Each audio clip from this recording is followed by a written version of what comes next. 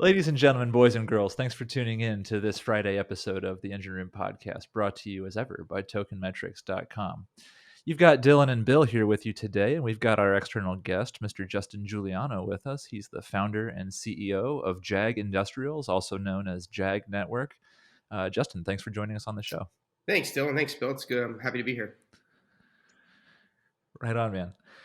So excited to get to meet you and learn about you and JAG. But before we start talking about JAG specifically, I thought we might talk about Helium because not only is this a project that a lot of our long-term audience is going to be familiar with, this is a project that Token Metrics had called out when it was trading for a few pennies. Um, you're also an early Helium guy. You're quite the Helium OG, in fact. I wonder if you could talk a little bit about how you came to find Helium. How did Helium enter your life? Yeah. So I gladly, yeah. So spent most of my career in financial technology consulting. I started at KPMG about many moons ago, and was there for about 7 years, working in financial services consulting as well as blockchain and we called it digital labor consulting or robotics consulting, AI. And I heard about Helium actually a little bit at KPMG, but more so at my previous employer, Accenture. I was at Accenture the last 4 years as a director in the AI strategy practice out here on the West Coast. It's where I reside now. And I heard about Helium in a meeting at work. Someone had mentioned something about Helium and Google getting together doing something, and just Googled it. Basically, looked up Helium, saw that they were doing kind of IoT with blockchain and crypto all in the same realm of what I've been doing. As far as my legacy, career has been, I've done everything from ICO advising to create my own ERC20 token, and had a very successful ICO back in 2017. I've been in the blockchain space pretty much my whole career. I've advised, everything from some large companies to governments on blockchain and cryptocurrency. And when I heard about Helium, I was like, this is super interesting. It's a decentralized networking with IoT is how it started off. Now we're into 5G, but it started out with bringing crypto and IoT into the same bucket. And being in technology, we used to do a lot of surveys and studies at my previous employers about different technologies that people were investing in, and the top three were really cloud computing at the time, AI, and IoT. So when I heard about IoT and crypto coming into the same bucket, I was like, this is super interesting. So how I got started with Helium is I ordered one of the first OG miners, I like to call them version ones, and then joined the Helium Discord group and the developer groups, and I was part of essentially a Helium's alpha program that they released for the rack developer miners when they first started to go toward that route and not really build their own. Opened it up to the developer community. I was lucky enough to get one or two of the original alpha codes, they called it, to get those rack developer miners live onto the blockchain. So how I got started is I ordered chips from rack in China and got them shipped to my apartment in Santa Monica. And during COVID, my COVID project was putting these chips together, getting an SD card, learning more about Linux. I knew a little bit about Linux and learned Rust and curl, and coded the operating system onto the SD card, and was lucky enough to get one of those alpha codes to get it actually live into the blockchain. It took me several weeks to do and figure out, and I had some issues with my code, but I ended up with the community figuring it out, getting it live into the blockchain, and it was like one of the greatest days of my life. I remember several weeks I'm there every night, typing away, code fail, code fail. And then when it hit online and I saw that green light up on the Helium Explorer, I was ecstatic. I think I might have even flipped the kitchen table over or something. I was like, oh, I did it. So that's how I got started. Really just tinkering. Yeah. I'm a tinkerer by trade. I like, putting things together, engineering. And that's, it was a good accomplishment for being one of the first to get it online. Right. So you discover Helium, you're way into Helium. Could you talk now a little bit about how the seeds for JAG Industrials were planted? Sure. And maybe if you could make it clear, does JAG work on top of Helium, or is this theoretically a Helium competitor? Could you make that clear? Yeah, so JAG is essentially a Helium network deployer slash pretty much global solution provider, I would say, for the Helium network.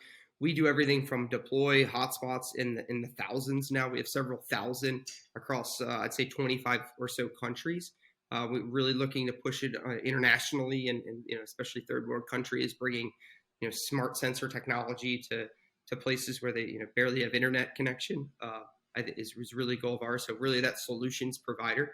And now we're getting into network operating of the second decentralized network that Helium's rolling out, which is their 5G network. That's also where we're putting. So I would say we're not really a competitor. We're a complement to Helium.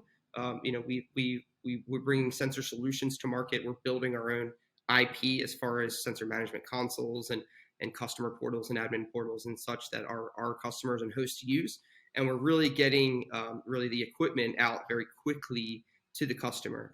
We also have a Shopify experience e-commerce store where we've taken the guesswork out of which wiring do we use, and which antenna should I get, and how do I set this up, and we've created guides and videos and really put our inventory on the store as the inventory that we use on our commercial installs, like LMR 400 and the best type of outdoor enclosure for your miner, right? Or the best antenna to get coverage. And we help the customer essentially pick, the best of breed for the actual, for the setups, I'd say. We also have a solar setup that we're going to be putting on there pretty soon. And the people are excited about that. So we're taking that guesswork out.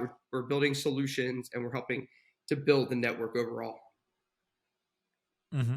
Are you still a Helium bull, by the way? Is Oh, it yes. is it economically viable right now to still be doing to be a Helium miner? Oh, absolutely. Yeah. I think if you are, if you think about the algorithm and think about the network, and obviously going to New York City or the middle of LA and putting a hotspot up in your apartment when there's 40 other ones in your hex right now is not the most advantageous for you, right? Spreading the network out, really building this citywide mesh network across the globe, right? And focusing on areas where there might not be a lot of hotspots right now, but in a month or two there might be. Are really what we're trying to do is get away from the city centers, go more toward the suburban or rural areas, and help fill in Uh-huh. that Helium map. So I'd say it's definitely still beneficial. I think as more data and more applications are brought to the network, which every single day there's a new company popping up in the Helium network. I think once more data is being pushed through, you're going to see the demand for Helium token increase despite the number of hotspots that are out in the market. I think they're calling for several million to come on to the network this upcoming year with all the manufacturers that have gotten into the market. So I think yes, I think the answer is yes, very much still a Helium bull. We hold a lot of Helium. We do a lot of validating. And we also believe in the future vision of not only the IoT network but also the 5G network that they're building. Right on, right on. Bill, do you have any questions for this guy? Because I want to hear him talk about 5G, and I also want to hear about El Salvador. I mean, like, can we talk about your trip to El Salvador and Sure. why you made that trip and what all it was connected to? I guess Yeah. yeah, I assume you went after El Salvador made Bitcoin legal tender, right? Correct. Yeah. Correct. All So we right, have good so relationships yeah, down in. take it. Yeah, sure. Yeah, we have good relationship down in El Salvador. JAG has set up a subsidy down there. First, we set up a distributor to distribute essentially the hardware down in said country. We made it a wholly owned subsidy recently, and we're building out. We're getting people jobs down there to help us do deployment, to do sensor solutions. Because El Salvador is a Bitcoin legal tender country, the only one right now. It's imperative to spread blockchain knowledge to every citizen. It's also a way to help them, every citizen be their own miner or network operator down there by getting them a Helium hotspot. I think that's super important, and that's what we're trying to do. We're trying to work with government entities and local representatives down in San Salvador, El Salvador, to get essentially one of these Helium hotspots in every person's house that has a good internet connection. and have them not only have a way for passive income, but also the next step is creating essentially this smart country, right, or smart cities down there with sensor technology. So that's what we're trying to do, and it's a unique situation in El Salvador because now that you have someone in power that is so Bitcoin heavy and a Bitcoin bull with crypto bull with the president there, it just makes sense to get people something that's going to essentially create them income, which they can then transfer into Bitcoin and go down the street to buy a loaf of bread or some milk. I think it's just a cool way to get crypto into more people's wallets and get Helium specifically to more users and more hotspots out there. I think El Salvador is a unique place, and the legislation and the people down there are very excited for cryptocurrency now. In El Salvador, it's the only country where more people have a crypto wallet than they do bank account in the whole world. So Wow. Yeah, yeah. pretty interesting, pretty powerful, and you're seeing kind of this change in financial system from fiat currencies to cryptocurrencies, and they're really, I would say, spearheading it in a way. Very good, very good. Bill, what questions do we have for Justin, our wireless network guru here? Well, I think you answered part of the question by saying more people have crypto wallets than bank accounts. I mean, Sure. where do you think the Bitcoin enthusiasm is? Like, where's the hotspot, for crypto enthusiasm? Is it big companies? Is it is it individuals? Is it small business? Like who are you finding most responsive to what you're trying to do? Let's try it that way.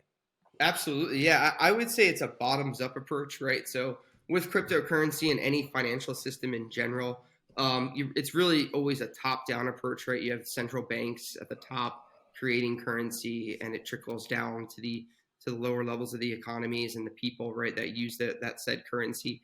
In El Salvador, they weren't, essentially controlled by a central bank, and therefore they were able to introduce cryptocurrency at the lower levels, and then get essentially the people using it, whether it's with Bitcoin ATMs on every corner, or if it's putting a Helium hotspot in a farm that can use agricultural sensors to increase production, or data flow to that said farmer, which can then turn those Helium tokens that were mined into income, or to go buy additional materials for the farming, right? So I think with a country like El Salvador, and really anywhere in that Central and South America, it's bringing mining hardware to the people first, getting them acclimated on how it works, how does Helium work, how does the token get exchanged, and learning more about cryptocurrency, and them going to their local representatives and telling them, hey, we want this, and then them going up the chain, up the chain, up the chain until it hits that government representative that says, hey, we should take a look at this, and maybe it's something that we can go toward, right? So I think at least for that country, it's they had that top down approach from the president being a Bitcoin bull, but also the bottoms up from the everyday citizen wanting to get involved and learning more about it, and they're everything from teaching curriculums at the local schools on it to getting one of these Helium hotspots in their house, or other miners in their house, to generate passive income and give them better data for their sensors. What's the end game of companies like Helium and your own? Is you want everybody to have a miner everywhere all the time? Yeah, I would say it's decentralization, right? Being a blockchain and crypto, guy for the past decade or more, decentralizing everything is, not needing a central authority for transactions, whether it's banking transactions or data flow through a network. When you're talking about communications, I think the overall goal, anybody that's in crypto or blockchain, as long as I've been, is really that decentralized nature, that trustless environment, that is really there with blockchain technology. At its simplest core, right? It's just changing a ledger system of the world, right? Of going from a centralized ledger, right, to what we call blockchain, is another word for it, is DLT technology, or distributed ledger technology, right? Where instead of you and your bank Mhm. only having that ledger, it's now distributed amongst lots of nodes, right, or data centers, I like to say. So I think that's really the future, and I think for Helium, it's being that first to market that's bringing IoT, blockchain, and crypto, 5G, edge computing, cloud computing all together for one network, and being the first to incentivize people to really be their own network operator, right? To really be part of this. Mhm. I like to call it, open source remote access networks, right? Of being able to provide data flow to your neighbor's iPad, right? If you have one of the 5G small cells in your house, it could be running as data only service, right? Through your own 5G small cell at your house, right? So you get incentivized rather than the larger tri carriers, the Verizons, T-Mobile, and AT&Ts of the world. So I think it's really, we're in this like paradigm shift of centralized tri carrier networks kind of owning every MVNO and every telecom there is in the country or in the world, even, to now the people getting back the freedom to run their own network. And that's really why they call it citizens band radio spectrum, or CBRS, right? It's kind of given that spectrum back to the citizens and not having to pay $100 billion for it like the FCC charges licensed spectrum for. So it's pretty unique situation to be part of something that, the first decentralized network in the world, and having as many users now as the network has in a short amount of time is pretty impressive. And we see a really big growth for Helium, not only in the sensor solutions and application side for IoT, but also for the 5G realm. Justin, could you talk kind of a little bit more about where 5G and your company intersect? I understand that JAG is pretty closely involved in distributing 5G hardware. Could you unpack what that actually means in practice? Yeah, sure. So just a little bit of, I guess, background on JAG. When I started this company, I got my friends interested in building essentially Helium. Putting hotspots out there, being deployment partners with me, just getting hotspots out there in all locations we can possibly think of. And some of those friends, I was fortunate enough. I'd say all of my friends, very lucky to have the group that I have, because everybody had a unique skill set. Some of us were, tech guys, blockchain guys like myself. Some were in the telecom industry and know a lot about 5G. Some are just, software sales guys and hardware sales guys that are great at selling and talking to people about, new futuristic technologies and how to get them to market. And then, some of my team was, in more traditional finance roles and such. So we bring together a unique skill set of technology and sales and finance and blockchain and crypto. And what that enabled me to do is really pull on everybody's kind of skill sets. And when we heard about 5G coming out with Helium and this CBRS network that they're building in the mid-band spectrum, we got very excited because a few people on my team have skill sets and background in building large networks for the tri carriers, setting up everything from infrastructure to the antenna arrays to running fiber. We have a lot of those skills on our team, so we thought it was a natural fit to go toward 5G. What JAG does with 5G, we are probably one of the larger owners of the actual Freedom 5 devices and small cells that are out there on the market. We've scooped up a lot of those with our distributors, and we're trying to really focus on building out. I'd say the more of the outdoor nature of the small cells, which are coming to market. Obviously, 5G is not rolled from testnet to mainnet yet. So it's not active. It's still a work in progress, and we're hoping in the next month or two that HIPs are passed and 5G is greenlit to turn on and go to mainnet. And we believe that once that does happen, it's going to really enable this network to be a very large player in the 5G realm, because right now, there's the companies like Verizon, for instance, are running out of spectrum, right? So networks like this and the CBRS spectrum that the FCC opened up is going to take that bandwidth off of those larger high band tri carriers, right, and put a lot more devices, right, onto other bands like CBRS, and just allow for everybody to have a more connected environment, better 5G, more 5G devices overall. Right now, there's a lack of infrastructure, as there is demand for 5G. Everybody's got a 5G enabled phone, whether it's a Pixel or an iPhone or the new Samsungs. everybody has a 5G enabled phone, and you might be driving around and have 5G, and then you go another mile or two and it switches to LTE, or you go into a building and it switches to 4G, and that's really because of the lack of infrastructure. There really isn't enough small cells in the world, or in the US, for instance, to meet the demand for 5G. And I see Helium's 5G with CBRS, and how quickly we can stand up, with the Freedom Fi and the small cell, we can stand up an indoor 5G network in 15 minutes. So nowhere else can you do that. Yeah, wow. So it really brings an opportunity to create more 5G small cells in the world in a very small amount of time and very quick speed to market. So we feel as though we're in a prime position to capture a lot of that market. We've already spun up several teams of people to partner with some of our commercial partners to put indoor 5G out there until the outdoor 5G is ready to be set up. It's a little bit more involved, I would say, 5G than it is IoT. IoT is very simple. You plug it in your house, connect it to your Wi-Fi, and you go.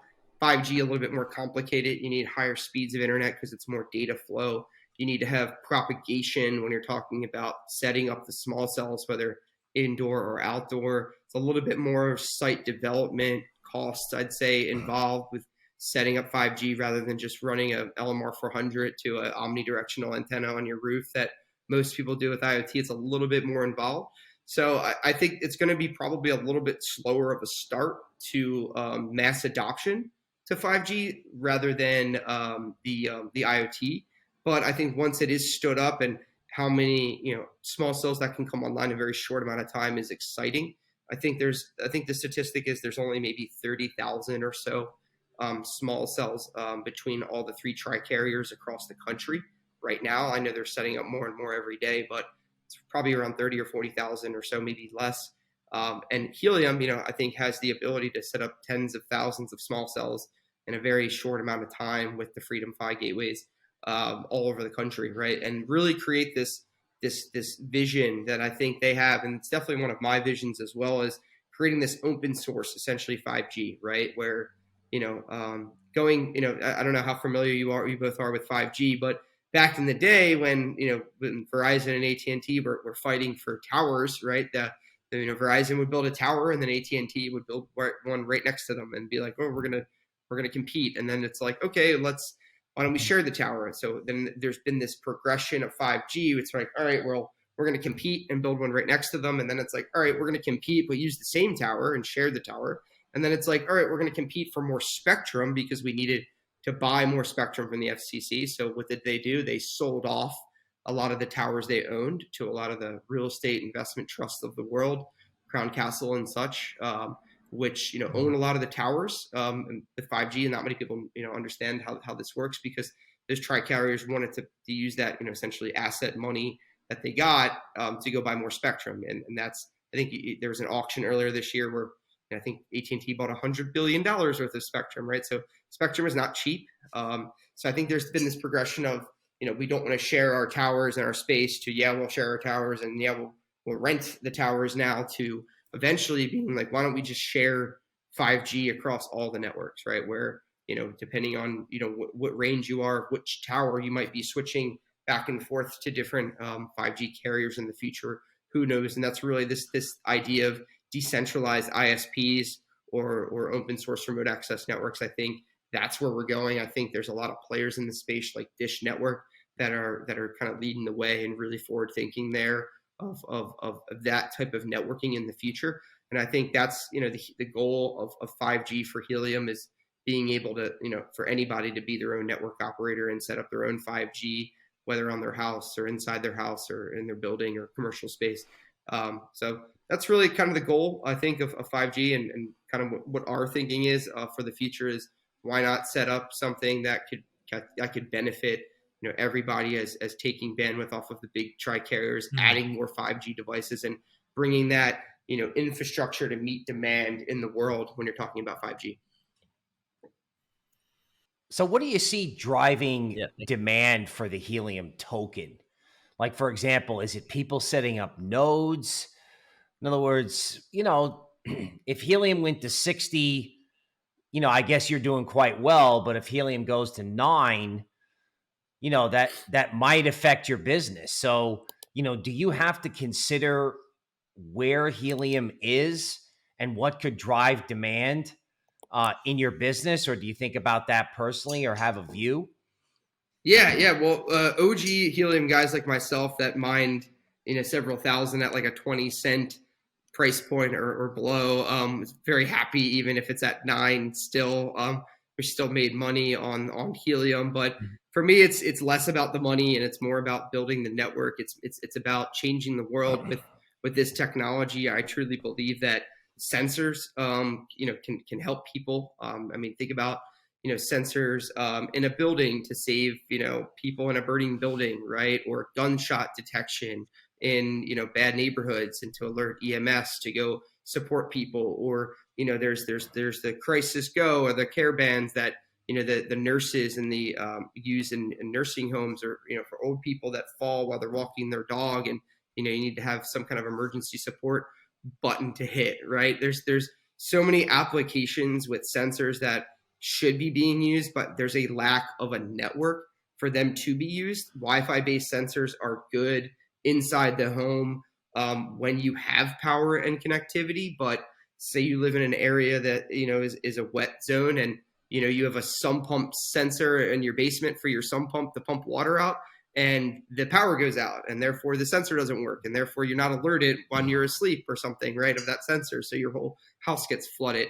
Whereas a sensor that's on a citywide mesh network that never turns off, that has a 10-year battery life, it's going to work, and you're going to hear that noise, and you're going to save your basement from being, or your house from being flooded. So I see applications being built, real solutions being brought to market, and more data flow into the network, being the driving force of success for helium, whether it's IoT or 5G. So that's where JAG's focused on. JAG's really focused on getting solutions out there, getting data flow, getting users to use the network, educating people on how to use the network. And we've been very successful at that. I think we have 5 or 10,000 unique customers already. We're doing several thousand orders through our Shopify store every month right now, and really getting the equipment out. In the U.S. obviously because we're a U.S. based company, but all over the world. We're really focused international, and getting this equipment approved even by other governments. That's something JAG's taken on, and there's a lot of effort there to get governmental approvals. Helium is only one company, and these distributors are only one companies, and going to every single government entity and trying to beg and plead for their equipment to get through the borders, or to be imported in, is a challenge. So we've taken that amongst ourselves in areas that we've defined and talked to the FCC equivalents of the world, and gone out and gotten those approvals so we can ship our equipment to said country to help start setting up their solutions there. So hopefully that answered the question. Yeah, yeah. Hey, Justin, we're just about out of time here, but I want to Sure. ask. Hope we can close on like a forward-looking question here because we're just about to put the button on Q1 here, 2022. Done, count it done. What can we look forward to you from and JAG for the remaining 3 quarters of the year? What does the future hold for you guys? Yeah, great question. Yeah, I would say from JAG, it's execution, right? We are executing on getting hotspots and orders out to customers. We're executing on sensor solutions, and really solving a problem for underdeveloped countries or rural areas, or places that can't have smart sensors and smart houses available, as well as 5G, building out this Helium's second network. I think is going to be a big year for 5G once Mhm. all the kinks are figured out. I think it's going to be a slow process, but it's going to be again, first to market there.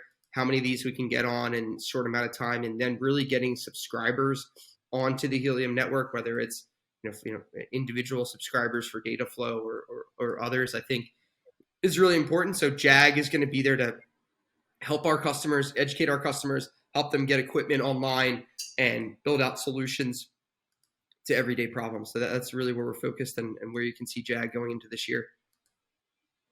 Exciting stuff, Justin. Thanks for sharing a little bit of time with us and all your expertise today. Appreciate it. Great. Thanks, Dylan. Thanks, Bill. Very nice meeting you. Good talking to you. Guys, our guest today has been Justin Giuliano. He is the CEO of JAG Industrials. He is a crypto nerd and a wireless networks guru, and we want to thank him for joining us on the show. We will see you next week with more of this. So we appreciate you staying tuned. Bye bye.